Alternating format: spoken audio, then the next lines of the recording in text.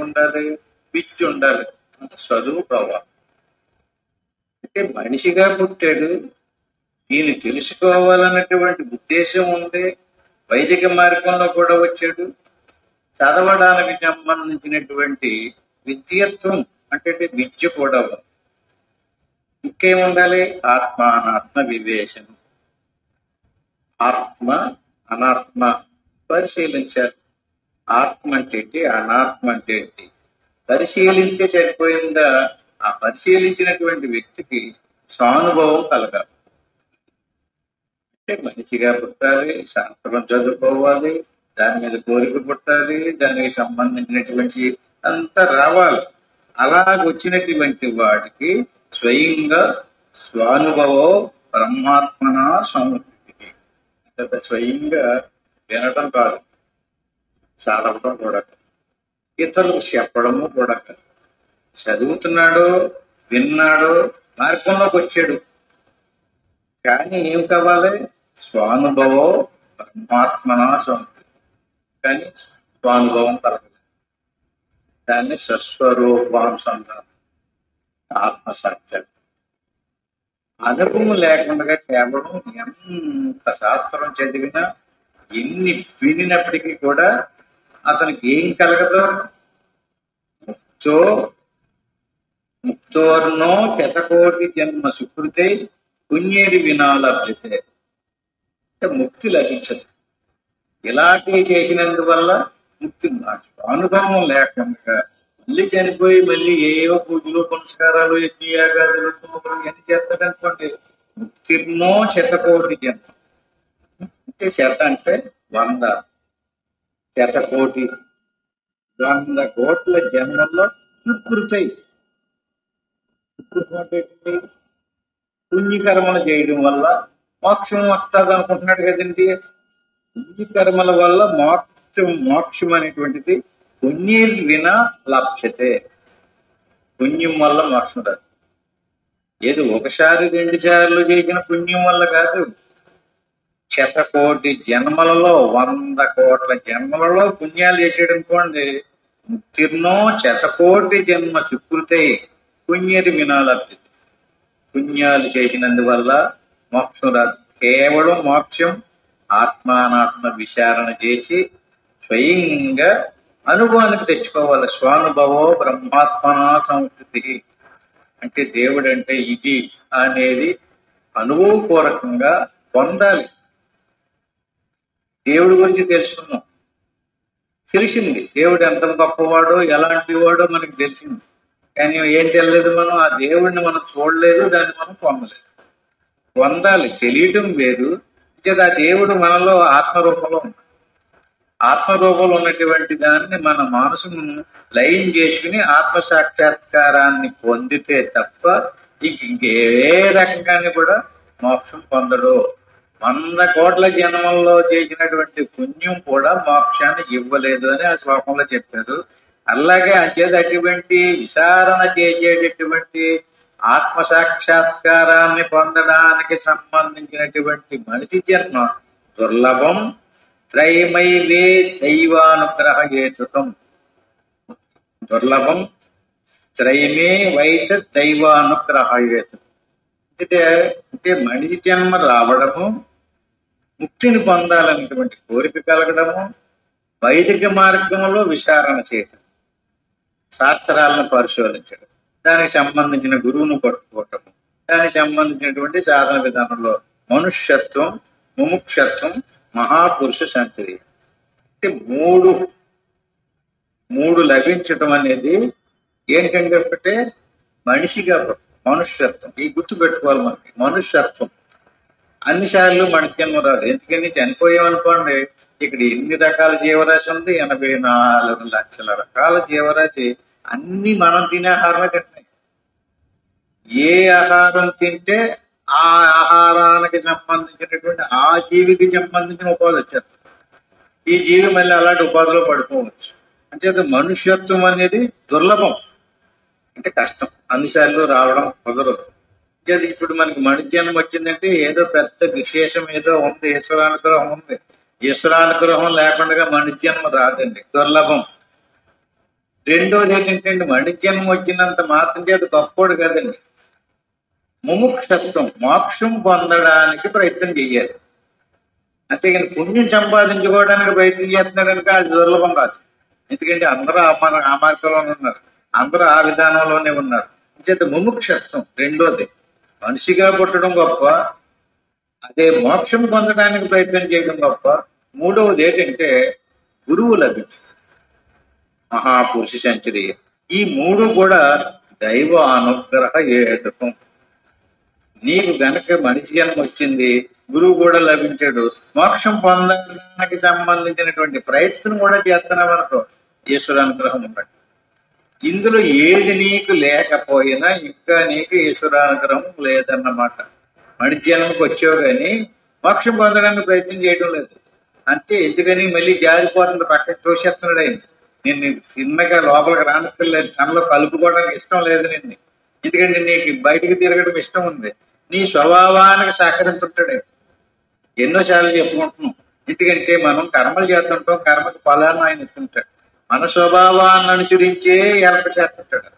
అంచేత ఈ మూడు కూడా మనుష్యత్వము, ముముక్షత్వము, సద్గురు ప్రాప్తి, ఈ మూడు కూడా దైవానుగ్రహ ఏజం.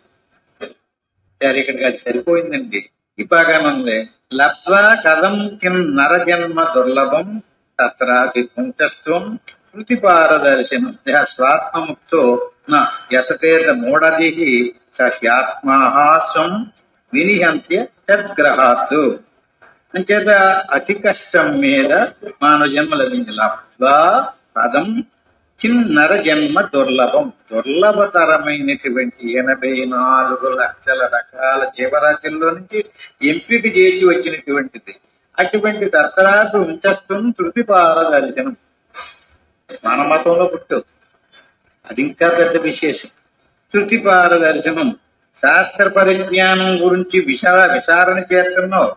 అంచేత మూఢమతి ముక్తి కోసం ప్రయత్నించకుండా వేరే వేరే విధానంలో వెళ్తున్నాడు అనుకో, స్వాత్మముక్తో యథేత మూఢదిహి.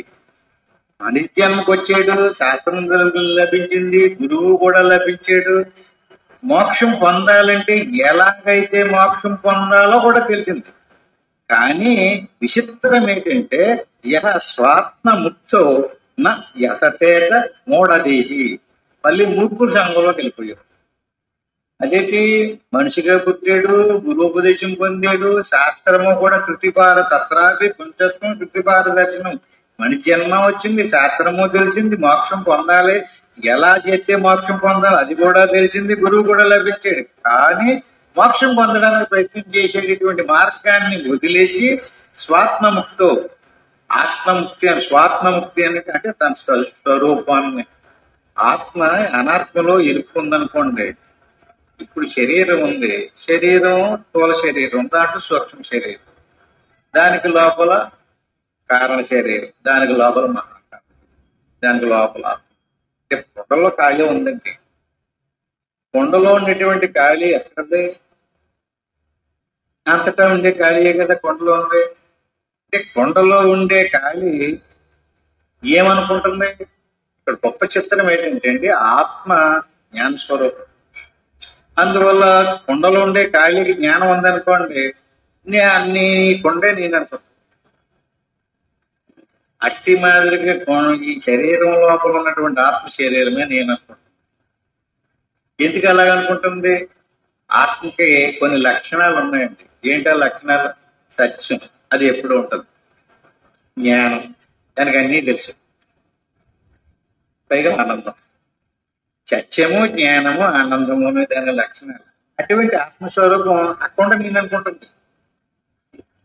ఎందుకు అనుకుంటుంది? జ్ఞానం ఉండడం వల్ల.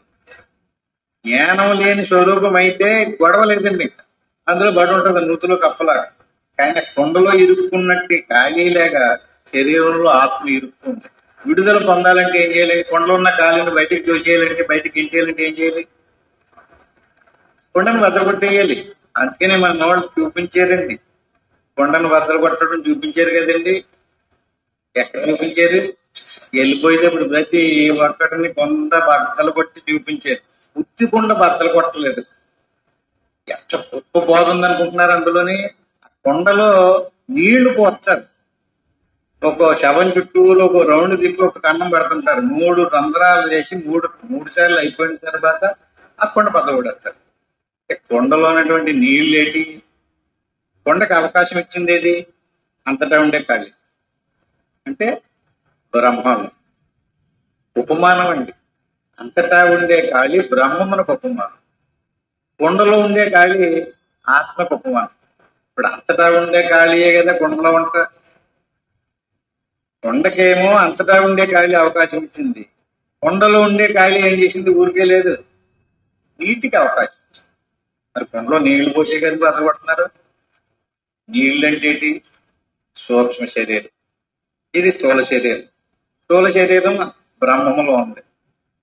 ఆత్మ స్థూల శరీరం లోపల ఉన్న కొండలో ఖాళీ లేదు. ఖాళీలో ఏం ప్రవేశించింది? ఆత్మలోకి. చూడండి, ఆత్మలకు ఏం ప్రవేశించింది? సూక్ష్మ శరీరం ప్రవేశించింది. సూక్ష్మ శరీరం అంటే ఏంటి? ఆలోచించారు ఎప్పుడన్నా? జ్ఞానేంద్రియాలు 5, కర్మేంద్రియాలు 5, పంచప్రాణాలు 5, అంతరేంద్రియాలు 4, ఈ 19 తత్వాలతో కూడుకున్నటువంటిది సూక్ష్మ శరీరం. ఇది స్థూల శరీరంలో ప్రవేశించి దేన్ని కప్పింది? లోపల ఉన్నటువంటి ఆత్మను పలుకుపరుస్తుంది. అంటే మనకి ఎంత చెప్పినా సరే ఇప్పుడు ఆత్మస్వరూపం వినడానికి సూక్ష్మ శరీరం మధ్యలో అడ్డు వచ్చేస్తుంది. వినాలంటే చెవులు, జ్ఞానేంద్రియాలు. ఎందులో ఉన్నాయి? సూక్ష్మ శరీరం ఉన్నాయి. జ్ఞానేంద్రియాలు, కర్మేంద్రియాలు, అంతరేంద్రియాలు. అంటే ఆత్మస్వరూపం దగ్గరికి వెళ్ళాలంటే ఏమేమి తీసేయాలి? జ్ఞానేంద్రియాల్ని, కర్మేంద్రియాల్ని, అంతరేంద్రియాల్ని, పంచప్రాణాలని, 19 ఖాళీ చేసి పక్కన పెడితే లోపల ఉన్నటువంటి ఖాళీ కనపడుతుంది. అంటే నీరంతా తీసిస్తే ఇప్పుడు నీరు ఉందండి, శుద్ధమైన స్వచ్ఛమైనటువంటి గంగాజలం కోసం. ఇందులోని కొండలో ఉండే ఖాళీలో ఇంకొకటి ఏం చేశాడు? వరద నీరు పోసాడు, ఇంకొకటి కళ్ళు పోసాడు, ఇంకొకటి కడుగు పోసాడు. ఏమైంది? కొండలో ఉండే ఖాళీలో ఏం ప్రవేశించింది? కడుగు ప్రవేశించింది, వరద నీరు ప్రవేశించింది, కళ్ళు ప్రవేశించింది, లేదా శుద్ధమైన స్వచ్ఛమైన గంగాజలం ప్రవేశించింది. ఏంటి ఇప్పుడు డిఫరెన్స్ అంటే ఈ సూక్ష్మ శరీరం ఎంతెంత శుద్ధమవుతాదో ఆ శుద్ధమయ్యే కోల్ది దానికి మాయా అని పేరు. శుద్ధాంతఃకరణం అంటారు. మలినమయ్యే కోల్ది దానికి అవిద్య అంటారు. అవిద్యగా ఎప్పుడైతే మారిపోయిందో శుద్ధమైనటువంటి బ్రహ్మము జీవుడిగా మారిపోతుంది. ఇప్పుడు మనం దేన్ని శుద్ధం చెయ్యాలి? సూక్ష్మ శరీరాన్ని శుద్ధం చెయ్యాలి. సూక్ష్మ శరీరం అంటే సూక్ష్మంగా చెప్పుకోవాలంటే మనసు. మనసు ఎలా మలినమైంది? స్వార్థంతో, పేరు కోసము, గొప్ప కోసము, నా మతమని, నాదని, నేనని, నేను మంచి పొలమని, మంచి విద్యావంతుడని, పెద్ద బలవంతుడని, పెద్ద ధనవంతుడని, కామ, క్రోధ, లోభ, మోహ, మద, మాచర్య, ఈర్ష, అసూయ, దంభ, ద్వేషాది గుణాలన్నీ ఎందులో ఉన్నాయి? సూక్ష్మ శరీరం ఎలా మలినమైంది? వరదతో కూడుకుపోయినటువంటి జలం లాగా మలినమైంది. అంటే ఇప్పుడు మనం లోపల ఉన్నటువంటి ఆత్మని చూడాలనుకుంటే మలినమైపోయినటువంటి నీరు లోపల ఆత్మను కనపడవదు. శుద్ధం చెయ్యాలి అంటే గుణాలను మార్చుకోవాలి. ఈ రకంగా గుణాలని మార్చుకోలేకపోవటానికి యహ స్వాత్మముక్తో నా యథచేత మూఢదేహి, మూర్ఖుడు మలినమైపోయినటువంటి సూక్ష్మ శరీరంతో కూడుకుని ఉన్నాడు కనుక మలినమైనటువంటి సూక్ష్మ శరీరాన్ని శుద్ధం చేసుకోవడానికి వాడు ప్రయత్నించడం లేదు. ఇప్పుడు మనం చేసే సాధనలన్నీ సాధన చేస్తే మోక్షం వచ్చేది అనుకుంటున్నారేమో, అలా రాదండి. జ్ఞానంతో మోక్షం వస్తుంది.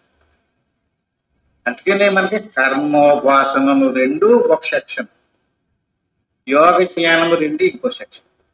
అంటే కర్మకాండ, ఉపాసన. కర్మకాండ అంటే మనం చేసేటటువంటి ఆచారాలన్నీ కూడా కర్మలు. మరి భగవత్ సంబంధమైనటువంటి చేసేటటువంటి కర్మలన్నీ కూడా ఉపాసనా కర్మ. ఈ రెండింటిల వల్ల కూడా అంత కర్మ శుద్ధం. అంటే కర్మకాండ ఎలా చెయ్యాలో అలాగే చెయ్యాలి. అలాగే ఉపాసనాకాండ కూడా ఎలా చెయ్యాలని శాస్త్రం చెప్పింది అలాగే. ఇప్పుడు మనం చేసేది యోగ, ఇది 3వది. అన్ని వదలడానికి లేదు, అవి కూడా చెయ్యాలి అంటున్నాం కదా. కర్మోపాసనలు ఉండాలి. మన శాస్త్రం ప్రతిపాదించిందే కదా యోగం. యోగంలో ఏమవుతుంది? కర్మోపాసనలో అంతఃకరణం శుద్ధమవుతుంది. శుద్ధమైతే మాత్రం ఏంటి ప్రయోజనం? శుద్ధమైతే తెలుసుకోవాలనేటువంటి కోరిక పుట్టింది. ఆ పక్కకి ఈ పక్కకి పోనవద్దు. అంతఃకరణం శుద్ధమయ్యి కొద్ది ఈశ్వరానుగ్రహం లభించింది. దానివల్ల నేను ఈ జన్మలోనే మోక్షం పొందాలి, ఈ జన్మలోనే ముక్తిని పొందాలి, ఇంకా అటు ఇటు తిరగకూడదు అనేటువంటి ఆలోచన దృఢంగా. అలా పడలేదంటే యశాత్మముక్తో నా ఎటతే మూఢదీకి, వాడికి అంతఃకరణం శుద్ధం కాలేదు, సరిపోలేదు, అరగంట సరిపోవట్లేదు. ఆత్మాస్వం వినియంతే సద్గ్రహ, వాడికి సత్సంగంలో రోజు కూర్చోబెట్టాలి, బోధించాలి, సాధన చేయించాలి. సాధన చేయించడం వల్ల ఏమవుతుంది? యోగ మార్గంలో మనసు ఏకాగ్రతగా నిలబడుతుంది. అంటే కర్మకాండలోను ఉపాసనాకాండలోను అంతఃకరణం శుద్ధమైంది, యోగ మార్గంలో మనసు నిలబడింది. మనసు నిలిస్తేనే గాని లోపల ఏముందో తెలదు. ఆత్మ మనకి తెలియాలి కదండి, మనకు కనపడాలి కదండి. అర్థం శుద్ధంగా ఉంటేనే మన ముఖం స్పష్టంగా కనపడుతుంది. అర్థం నిండా మలినమైపోయింది అనుకోండి, ఎలా కనపడుతుంది? అంటే ఇప్పుడు మన స్వరూపం మనం చూసుకోవాలి అంటే మన మనసులోనే చూసుకోవాలి. మన మనసును శుద్ధం చెయ్యాలి. మనసు శుద్ధమయ్యి కదలకుండా ఉంటే స్వచ్ఛంగా మన స్వరూపం కనపడుతుంది. దాన్నే సమాధి అంటారు. ఈ రకంగా ఇత కోన్మస్తి మూఢాత్మ జస్తు శాంతే ప్రమాద్యతి దుర్లభం మానుషదేహం ప్రాప్య తత్రాపి పౌరుషము. అంటే ఇక్కడ దుర్లభమైనటువంటి ఏంటంటే అండి, ఒకటి మానుషదేహం, రెండు పౌరుషం.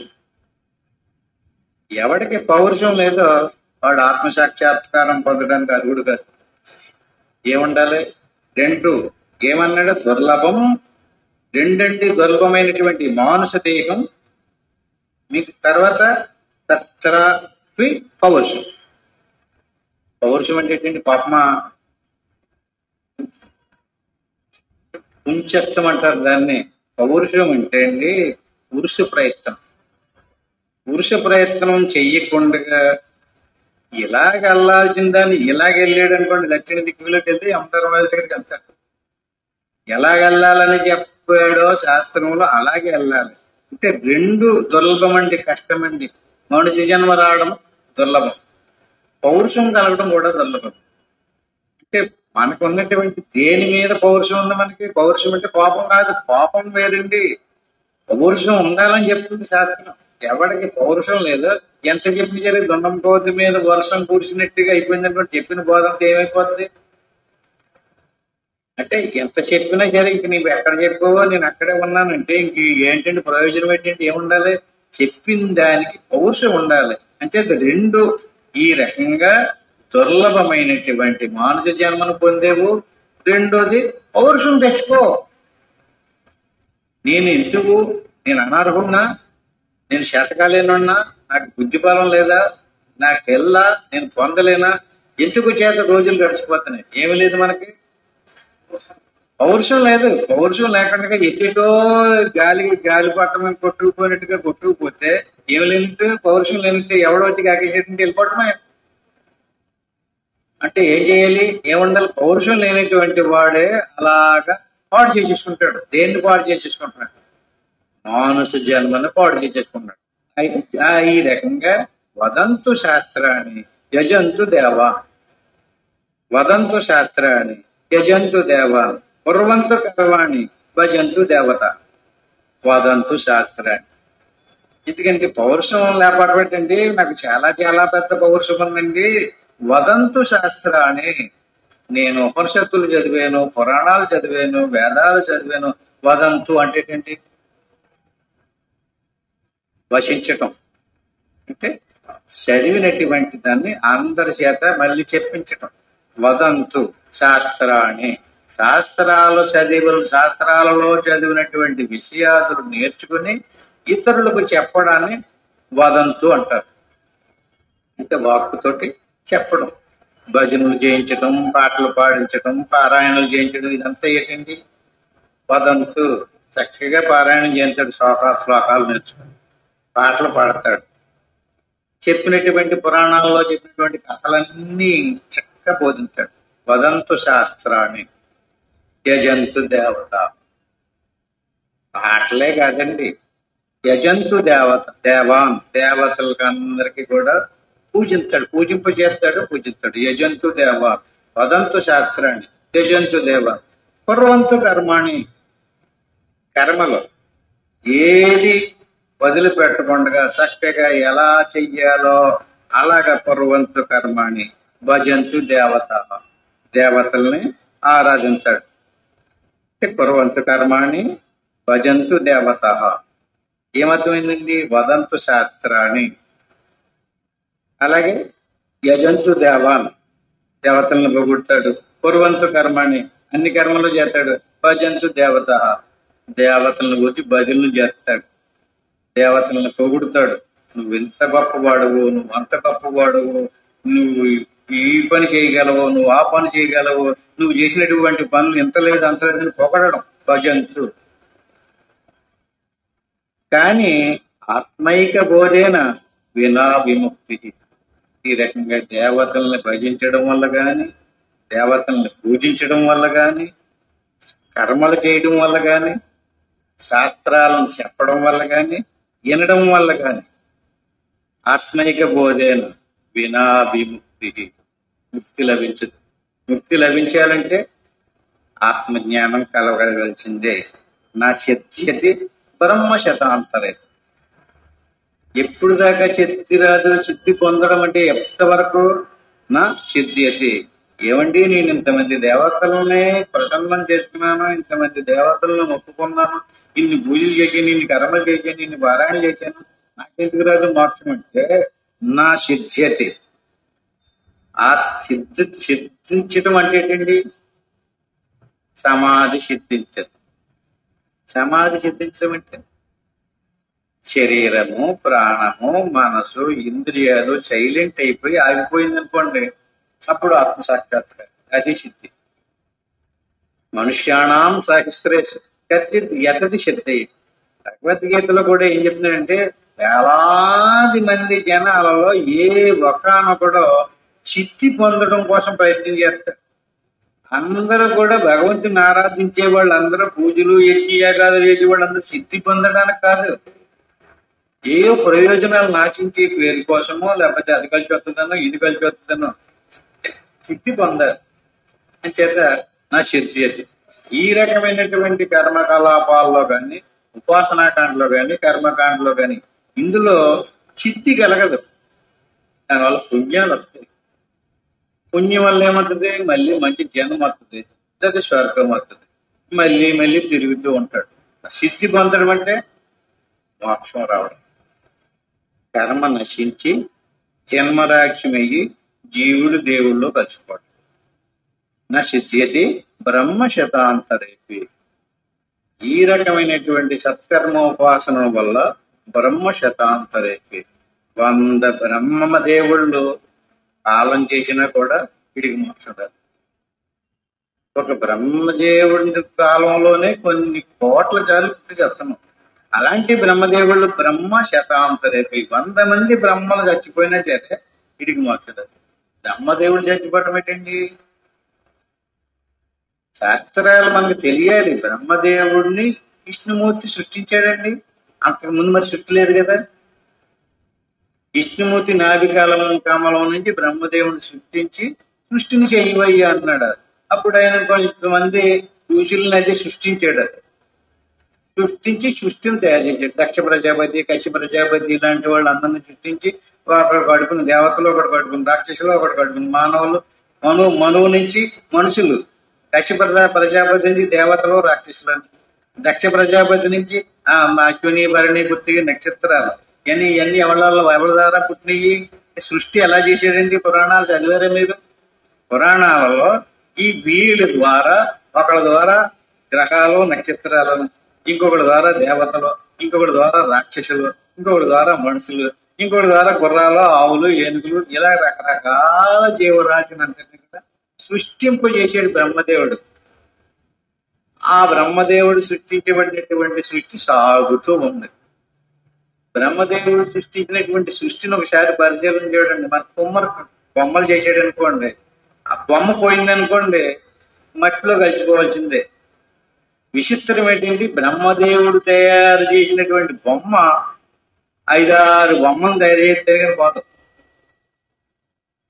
ఇంకా ఆయన ప్రశాంతంగా పడుకోవాల్సిందే. ఎందుకంటే మళ్ళీ ఈ బొమ్మ అయ్యాక ఇంకో బొమ్మ చేయాల్సిన పని లేదండి. ఒక మనిషిని సృష్టించి వదిలేసాడు అనుకోండి, ఆ మనిషి 10 మంది పిల్లలు అంటాడు. ఆ 10 మంది మళ్ళీ 10 మంది అయిపోయి 100 మంది అయిపోతారు. అంటే ఆయన సృష్టి ఎలా సాగుతుందో చూడండి, ఎంత నాలెడ్జ్, ఎంత తెలివో చూడండి. ఈయన ఏం చేయక్కర్లేదు, ఇంకా తయారు చేసి సృష్టించి వదిలేసాడు. ఆడు చూసుకుంటున్నాడు ఇంకా ఆడి పని. ఆడు అలా సాగిస్తానే ఉంటాడు, అలా పుట్టుతానే ఉంటాడు. అలా సృష్టి సాగుతూనే ఉంది. అంటే దీన్ని బ్రహ్మకల్పము అంటారు. బ్రహ్మదేవుడు ఉన్నంతకాలం సృష్టి సాగింది. బ్రహ్మదేవుడు పోయాడు అనుకోండి, ఎక్కడ సృష్టి అక్కడే పడుతుంది. అంటే మనకి చచ్చిపోయామనుకోండి, మన సంసారం అంతా ఏమైపోయింది, మన ఆస్తుపాతులు, మన ఇది నాది అది నాది ఇది నాది అన్ని పోగలుగుతాం కదండి. ఎక్కడ వదిలేసిపోతాం, ఏది ఎక్కడ ఉందో అడిగేది అంత ఎక్కడ వదిలేసిపోయాడు. ఏమైంది అట్టి మీదగా బ్రహ్మదేవుడు ఎక్కడ వదిలేసిపోతాడు. అప్పుడు ఏమైందంటే అంతా మొత్తం సముద్రంలో కలిసిపోతుంది. ఒక దాంట్లో కలిసిపోతుంది. దాన్ని ప్రళయము అంటారు. బ్రహ్మదేవుడు బ్రతికున్నంతసేపే ఈ సృష్టి ఉంటుంది. ఆయన కానీ లయమయ్యాడు అనుకోండి, మొత్తం సృష్టి అంతా లయమైపోతుంది. ప్రళయము సృష్టి.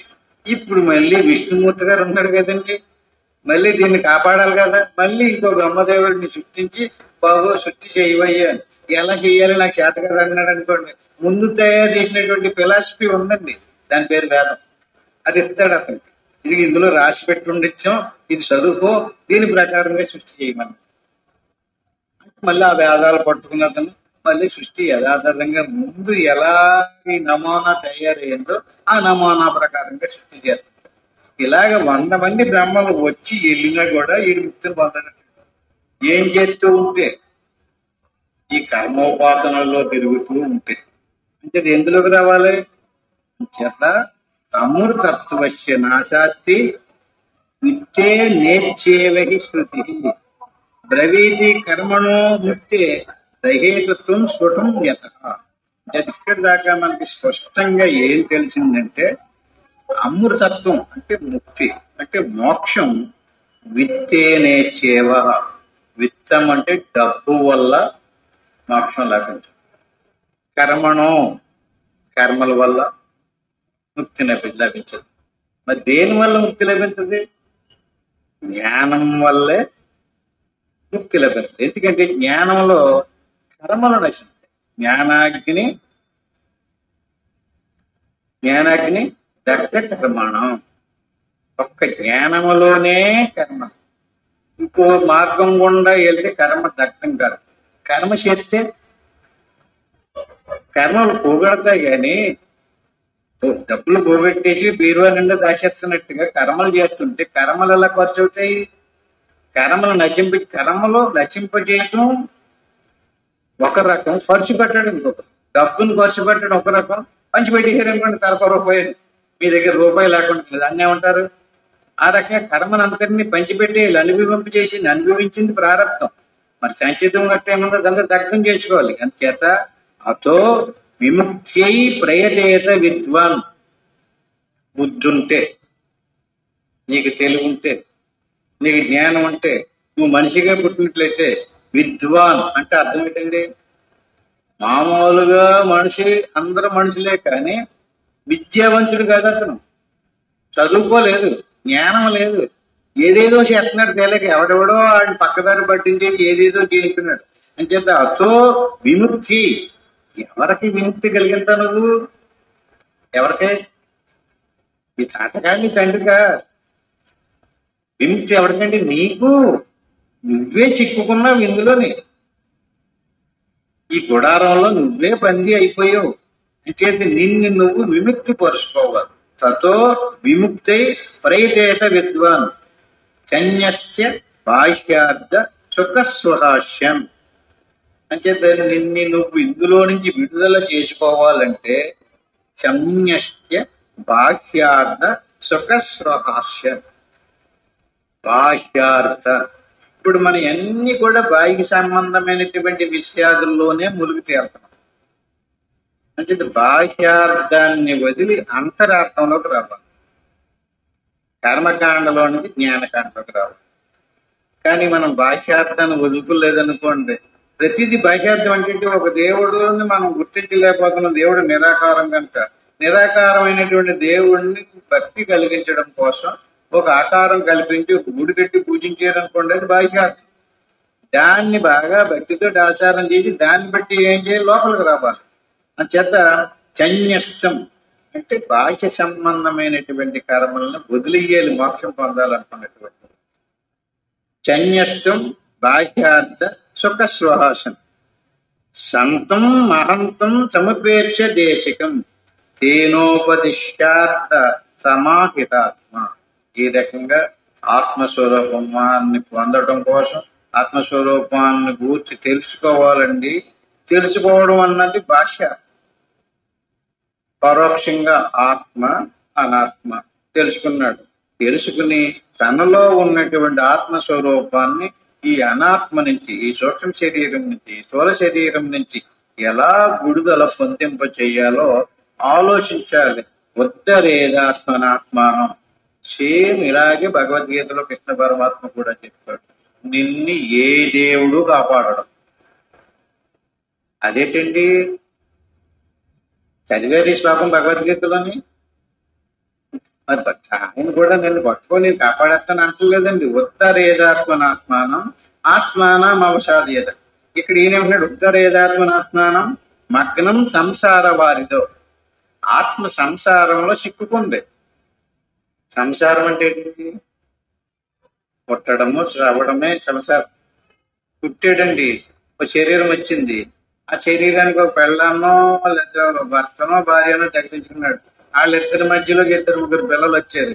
వాళ్ళని పోషించడం సరిపోయింది ఆడి జీవితం. ఇంకా ఆడు ఎప్పుడు ఆలోచించాడు వాడి గురించి, ఎప్పుడు ఉద్ధరించుకుంటాడు దాన్ని? తెల్లారేటప్పటికి నాన్న ఏం తెచ్చేవాడు, ఇంటికి వచ్చేటప్పటికి ఏం చెయ్యాలి? ఆ భార్య ఆవిడేదో పడుకుంటుంది. సరిపోయింది ఆడి జీవితం అంతా కూడా. దేన్ని ఉద్ధరించుకుంటున్నాడు? శరీరాన్ని చూసుకోవటం కోసమే సరిపోతుంది జీవితం అంతా కూడా. ఆ శరీరంతో పాటు ఆ భార్య శరీరం, మరి ఆ పిల్లల శరీరం.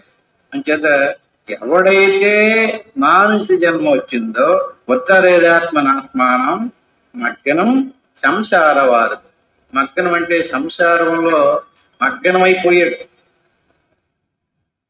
మగ్గనమైపోయినటువంటి మనసును జాయిగా బతిమాలి బగుమాలి బోధించి బోధించి ఏ గురువు గారి దగ్గర తీసుకెళ్లి పాడేసి శరీరాన్ని కాడుతాడా, ఈ సన్నాసికి బుద్ధి రావట్లేదు, కొంచెం ఏదైనా 2 లెంపకాయలు కొట్టి చెప్పండి అన్నాడు. లెంపకాయల దాకా గట్టిగా చెప్తేనే మన్నాడు కనిపించాడు కదా. ఎందుకండి అంటే ఉత్తరేదాత్మాత్మ తనను తాను ఉద్ధరించుకోవాలంటే దానికి వివేకం కలగాలి. యోగారూఢత్వ మాసాధ్య సమ్యక్ దర్శన నిష్ఠయ. స్పష్టంగా ఇప్పుడు మనం ఇంతకాలం బట్టి ఏది చెప్తున్నామో దాన్ని చెప్పాడు. యోగారూఢత్వం ఆసాధ్యం సమ్యక్ దర్శన నిష్ఠయ. దీన్ని బ్రహ్మనిష్ట అంటారు. సమ్యక్ అంటే అన్నీ ఉడిగిపోయినటువంటి బ్రహ్మనిష్ట. ఉత్తరేదాత్మ తనను తాను ఉద్ధరించుకుని ఆత్మ అనాత్మను బాగా విచారణ చేసి సంసారంలో మగ్నమైపోయినటువంటి జీవుణ్ణి విరక్తి కలిగించి రోజు బోధించి సంసార సాగరాన్ని నుంచి తప్పించి యోగ మార్గంలో తిప్పాలి. ఏదో దారంలో పోయేవాడిని ఎలాగోలాగా ఏ రూపులో పెట్టాలి? యోగ మార్గంలో పెట్టాలి. యోగం అంటే ఇప్పుడు మనం లోపలికి అంతర్ముఖ గుర్తుతో ధ్యానం చెయ్యాలంటున్నాం కదండి. ధ్యానంలోకి తీసుకురావాలి. ధ్యానంలోకి తీసుకొచ్చినంత మాత్రం చేత అయిపోయింది అంటం లేదండి. చూడండి, అంటే ఇప్పుడు యోగంలోకి తీసుకొచ్చాం, గురువుని తలుచుకున్నాం, దేవుని తలుచుకున్నాం, గురు మంత్రము పంచాక్షరి మంత్రం, ఆ తర్వాత శ్వాస మీద మనసు పెట్టి సరిపోయింది అనుకుంటున్నారా? అక్కడి దాకా చూసింది యోగారూఢత్వం అంటే శ్వాసని మనసుని కలిపి కూర్చున్నటువంటిది యోగ మార్గం. ఇలా కూర్చోగా ఇంకొక స్థితి వస్తుంది, సమ్యక్ దర్శనం. సమ్యక్ దర్శనం అంటే అన్నీ ఆగిపోయినటువంటి స్థితి సమత్వం. సమత్వం యోగ ఉషితి అంటాడు భగవద్గీతలో. యోగం అంటే ఇదే కాదయ్యా, అన్ని సమత్వంలోకి సమతిథిలోకి వచ్చాయి. అంటే ఏది ఎటుకి తీసుకెళ్ళకూడదు, సంకల్ప వికల్పాలు చేయకూడదు, బుద్ధి నిశ్చయించకూడదు, అహంకారం అభిమానించకూడదు, శ్రోత్రేంద్రియాలు బంద్ చేయకూడదు. అంటే చెవులు మాట్లాడినా సరే వినబడకూడదు, కళ్ళు కనిపించకూడదు. కనిపించకూడదు కళ్ళు పోవడం కాదు, అంటే లోపల తిరిగిపోయింది మనసు. అంటే బయటికి సంబంధించినటువంటి దృశ్యాదుల్ని చెవులు వదిలేసినాయి, కళ్ళు వదిలేసినాయి, అన్ని విషయాదుల్ని వదిలేసినాయి, ఇంద్రియాలన్నీ లోపల దారి పట్టేసినాయి. అంటే బయటికి తిరిగినటువంటి జ్ఞానేంద్రియ కర్మేంద్రియ అంతరేంద్రియాలన్నీ లోపలికి తిరిగేసినాయి. లోపల తిరిగి మొదట శ్వాసను పట్టుకుంది. ఆ శ్వాస ఇంద్రియాలు ఏమైపోయినాయి, సమ్యక్ దర్శనం అన్ని ఒక దారిలోకి వచ్చేసినాయి, కూట్లోకి వచ్చేసినాయి.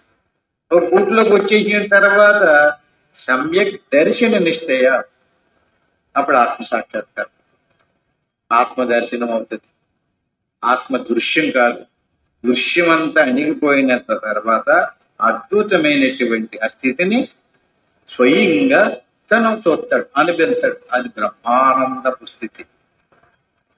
జాగ్రత్త కాదది, స్వప్నము కాదు, సుషుప్తి కాదు, స్థూల సూక్ష్మ కారణ శరీరాలు కాదు. అది అద్వితీయమైనటువంటి తురీయ స్థితి. అటువంటి తురీయ స్థితిలో మగ్నం అవ్వాలి మనసు. ఇక్కడ మగ్నం అయిపోయింది, ఇందులో మగ్నం అయిపోయింది, దీని నుంచి మనసును తిప్పాలి. ఈ రకంగా చన్యస్య సర్వకర్మాణి భవబంధ విముక్తయే. ఇక్కడ వదలడం కాదండి, మనసుని ఈ రకంగా లోపల తీసుకెళ్ళి అందులో విలీనమైతే చన్యస్య సర్వకర్మాణి, సమస్త కర్మలు చేసినటువంటి ఫలం కూడా చన్యస్య. గంగా నదిలో స్నానం చేసి ఏదోటి వదలాలంటారు కదా కాశీ వెళ్ళి, అట్టి మాదిరిగా సన్యస్య సర్వకర్మాణి. ఏం పోయి చేయటానికి లేవయ్యి, మాట్లాడాలనుకున్నాడండి, వాక్కు పనిచేయటం లేదు, ఆలోచించడానికి మనసు పనిచేయటం లేదు, ఇంద్రియాలన్నీ సన్యస్య కర్మాణి అనలేదు, సర్వకర్మాణి, అన్ని ఇంద్రియాలు సైలెంట్ అయిపోయింది. భవబంధ విముక్తయే, బంధం నుంచి విముక్తం అయిపోయింది.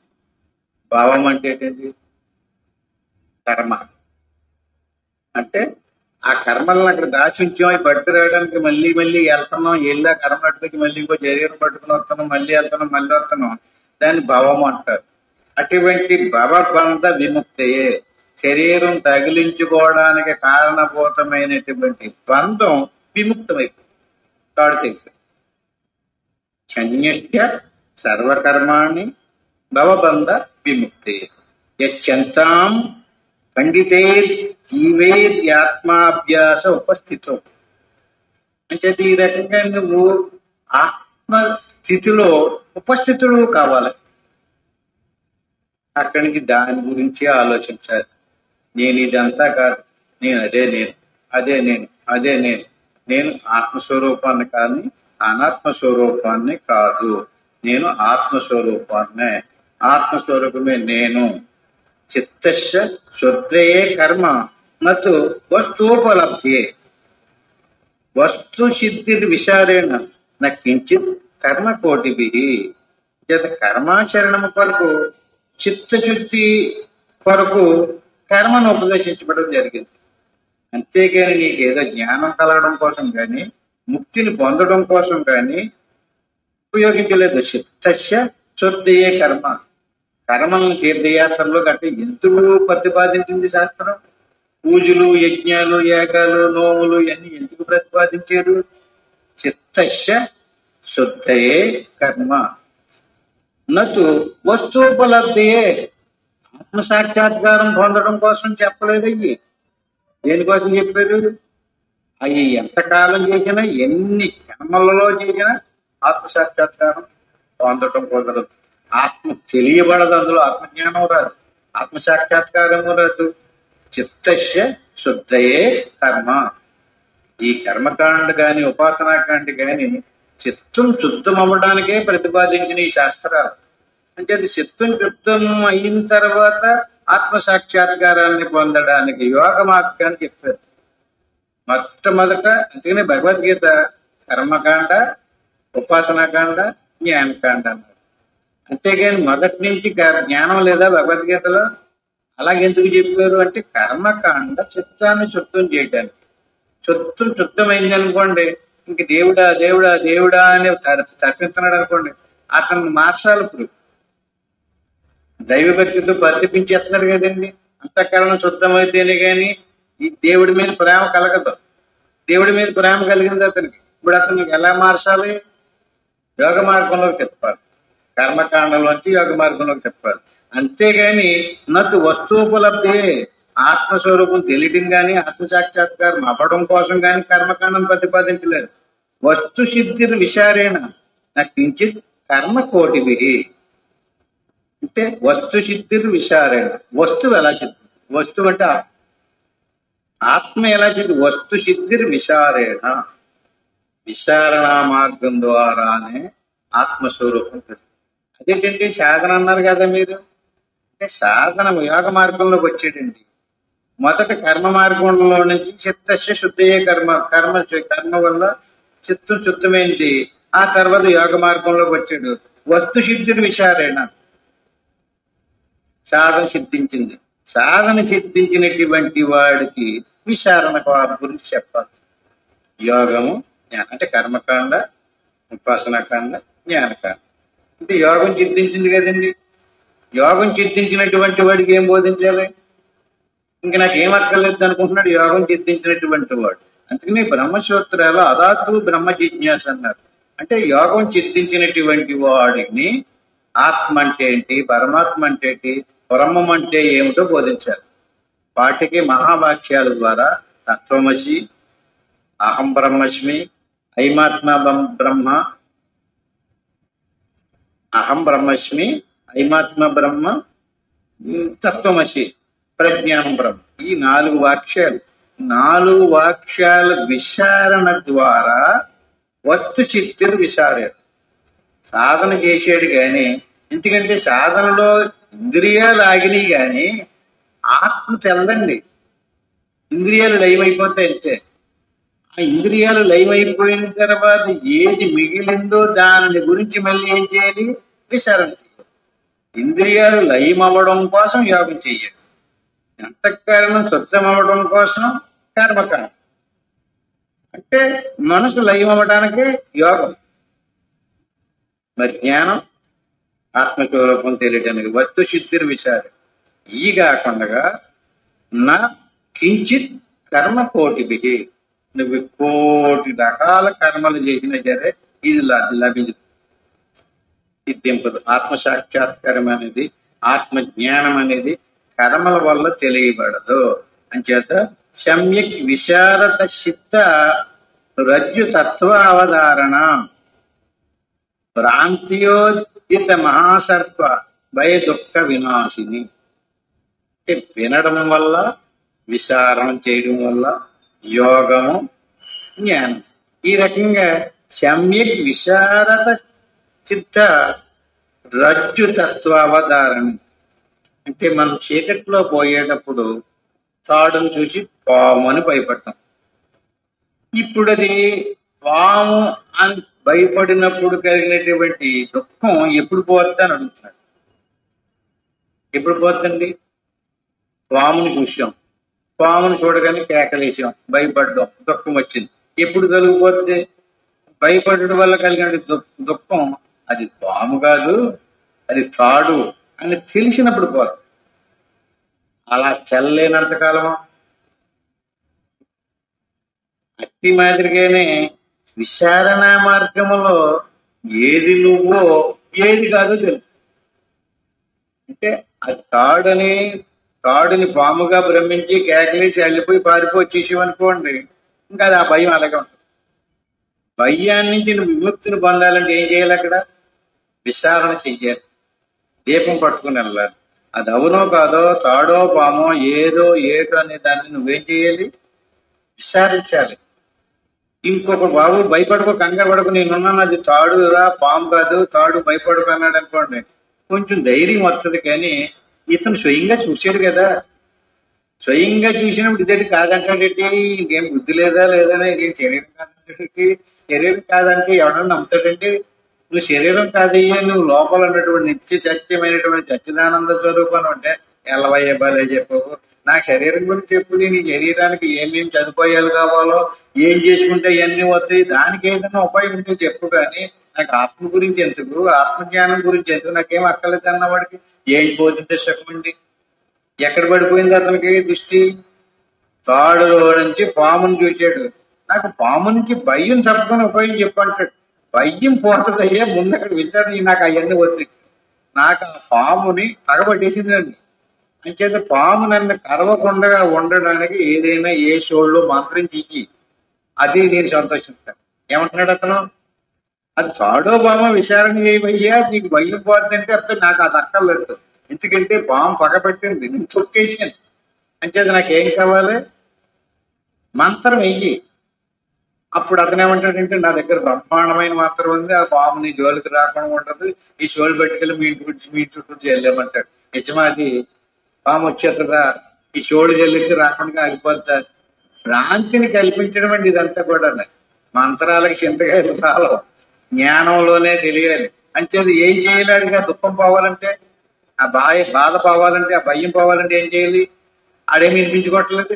నాకు కావాల్సింది విచారణతో పని లేదు, అది తాడో పామో తెలుసుకోవాల్సిన పని లేదు. నేను చూశాను కదా పాముని, నేను తొక్కేసాను కదా, అది పగపట్టేసింది నా మీద. నాకు ఆ భయం పోయేలా ఉపాయం చెప్పమంటాడు. కానీ ఆ భయం పోవడానికి దీపం పట్టుకుని వెళ్ళి, ఆయన రెక్కట్టుకుని ఈడ్చుకుని వెళ్ళి అక్కడ తాడో పామో చూపించాలి. అంత పని ఎవడు తీసుకుంటాడండి? ఎవడికి కావాలి? చెప్పితే ఇని పరిగెట్టుకు వచ్చి, బాబు అలాగే నేను వస్తున్నాను నన్ను చూపించండి అంటే చూపించచ్చు. కానీ అలా చూపించడానికి అతనికి ఇష్టపడతలేదు. అతను ఎలాగ ఇష్టపడుతున్నాడో, ఆ పాము కరకొండగా ఉండే ఉపాయం చెప్పమంటున్నాడు. కానీ పామో తాడో చెప్పడానికి అతనికి ఇష్టం లేదు. అంచేత ఏం చేయాలి? భ్రాంత్యోదిత మహాసర్ప భయ దుఃఖ వినాశిని. అది మహాసర్పం, పెద్ద సర్పం. అది పుసకొట్టింది, పగపట్టింది, నేను చూసేనంటున్నాడు. ఎలా పోద్దా బాధ నుంచి? అంటే దుఃఖ వినాశిని. పాము నుంచి ఆడా పామ అనేటువంటి దీపము యొక్క వెలుగులు చూపించాలి అతను.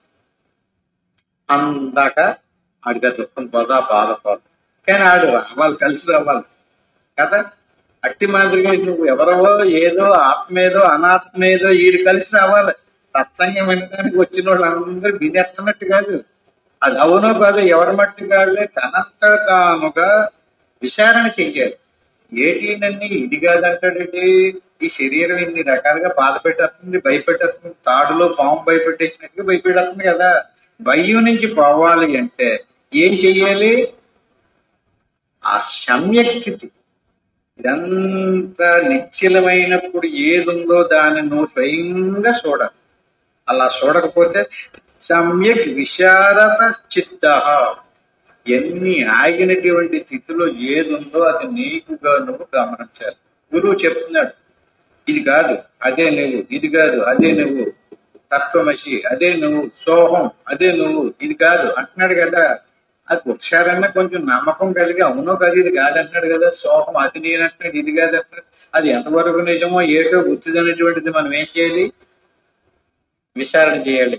అతను పాము కాదురా బాబు, తాడురా, నేనే పాడేసానురా అక్కడ తాడని చెప్తున్నాడు అవతలాడు. ఆ మాట నమ్మాలి. నమ్మి దీపం పట్టుకుని వెళ్ళి చూసాడు అనుకోండి, నీడంత నీడికి ఆడు చెప్పినప్పుడు కొంచెం ఒకవేళ ధైర్యం వచ్చినప్పటికీ కూడా మొత్తం భయం పోదాం. మొత్తం భయం పోవాలంటే ఎప్పుడు పోతే ఈయన గారు వెళ్ళి చూడాలి. ఆయన గారు చెప్పిన, గురువు గారు చెప్పినంత మాత్రం చేతనే అజ్ఞానం తొలగిపోదు. ఇతనంతటి ఇతను కూడా చూడాలి. భ్రాంతియో అది మహాసర్ప భయ దుఃఖ వినాశం. అంటే ఇది నేను అనుకున్నాను, అయ్యో కాదన్నమాట, ఇది కాదన్నమాట. శరీరం ఇది, ఇది ప్రాణం, ఇది ఇంద్రియాలు, ఈ అన్నిటికంటే వేరుగా ఉన్నటువంటి ఆత్మస్వరూపం. అర్ధస్య నిశ్చయో దృష్టో విచారేణ యుతోక్తిత. అంచేత అర్థం, విచారం కనిపెట్టాలి. హితకరములైనటువంటి పలుకుల మూలమున. అంటే గురువు వీడు ఇంత చెప్పినా వినిపించుకోవట్లేదు కదా, అతనికి ఎలా చెప్పాలో అర్ధస్య నిశ్చయో దృష్టో, మార్చి మార్చి యుక్తులు ఉపమానాల ద్వారా మళ్ళీ మళ్ళీ ఇంకోలాగా నిన్న అలా చెప్పారు కదా ఇవాళ ఎలా చెప్పారు ఏంటంటే ఇక్కడ 10 మంది 10 రకాల భావాలతో ఉంటారు. వాళ్ళందరికీ నచ్చేటట్టుగా హితము అంటే ఏంటండి, ఒకడికొకటి తినబుద్ధి అయ్యేది, ఏవాడికి ఏది ఇష్టం కదా తల్లికి దొరుకుతుంది, అంచేత అతనికి హితమయ్యేలాగా తయారు చేసి పెడతాం. అట్టి మాదిరి గురువు కూడా ఒక తల్లి లాంటి ఎలా చెప్తే అతను వింటాడో ఆచరిస్తాడో అట్టి మధ్య హితోక్తిత అంటే హితోక్తులు అంటే యుక్తుల ద్వారా ఉపమానాల ద్వారా శాస్త్రంలో శ్లోకాలు మంత్రాలు చెప్పి వాటికి మళ్ళీ ఉపమానాలను చెప్పి నా స్నానేన నా దానేన ప్రాణాయామ శతేనువ. అరే బాబు, నా స్నానేన నువ్వు 1,00,000 సార్లు స్నానం చెయ్యి, నా స్నానేన నా దానేన 1,00,000 దానాలు చెయ్యి, నా దానేన ప్రాణాయామ శతేనువ. పొద్దు నుంచి అందరిదాకా ప్రాణాయామం చేస్తాడు, మెడిటేషన్ చేస్తాడు, యోగాభ్యాసాలు చేస్తాడు, యోగాసనాలు వేస్తాడు.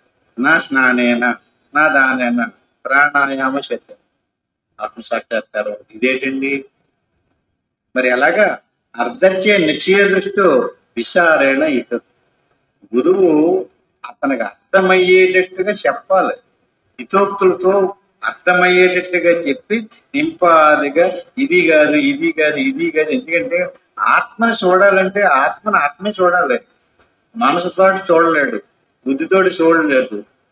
అంటే ప్రాణాలు కానీ ఇంద్రియాలు కానీ ఏవి ఆత్మను చూడడానికి పనికిరాదు. ఆత్మస్వరూపమే ఎన్నటినీ చూస్తుంది. అంచేత నువ్వు ఆత్మస్వరూపానవి, నీకు ఏ తెలుస్తున్నాయి తెలియబడే అన్నీ కూడా నువ్వు కాదు. ఈ తెలియబడే వాటిని తెలుసుకునేవాడు నువ్వు. అంచేత నీకు రావడం లేదు పోవడం లేదు, నీకు పుట్టుక లేదు చావు లేదు. అటువంటి నీ స్వరూపం స్నానం చేయడం వల్ల తెలుస్తుందా? ఎక్కడెక్కడికో వెళ్ళి ఏ ఓదట్లో ముళ్ళు పెడితే తెలుస్తుందా? నా స్నానేనా దానాలు చేస్తే తెలుస్తుందా? ఎందుకు పనికొస్తాయి స్నానాలు దానాలు? దేనికి పనికొస్తాయండి? నా స్నానేనా నా దానేనా ప్రాణాయామ శక్తి చేస్తామంటే 100 ప్రాణాయామాలు చేస్తే తెలుస్తుందా? అది ఎలాగా?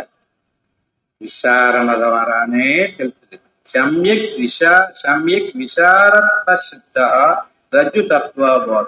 ఇవన్నీ చేసినా ఎలాగైతే తాడులో కనిపించినటువంటి పాము మాయం అయిపోవాలి అంటే నువ్వు దీపం పట్టుకెళ్ళి చూస్తేనే, అంతేగాని దీపం పట్టుకుని వెళ్ళకుండగా ఏయో ఆ మంత్రమేచి ఈ మంత్రమేచి రకరకాల ప్రయోగాలు ఎన్ని చేసినప్పటికీ కూడా లోపల ఏం పోదు, భయం పోదు.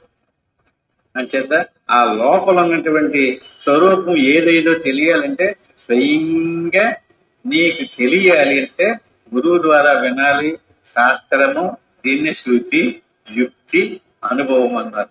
గురువు గారు చెప్పాలి యుక్తుల ద్వారా. శాస్త్రం చెప్పింది, శాస్త్రాన్ని గురువు శాస్త్రం యథాతథంగా చెప్పడు, ఉపమానాలతో చెప్తాడు. వాటిని యుక్తులు అంటారు, శృతి యుక్తి. ఇప్పుడు ఇతను స్వయంగా చూడడం దాన్ని అనుభవం అంటారు. అటువంటి వాడికి చక్కగా బ్రహ్మాండంగా ఆత్మసాక్షాత్కారం. ఆత్మ తెలియడమే ఆత్మసాక్షాత్కారం అంటే అది ఏదో కనిపించడం కాదు, ఏదో వస్తువులు చూసినట్టుగా చూడటం కాదు.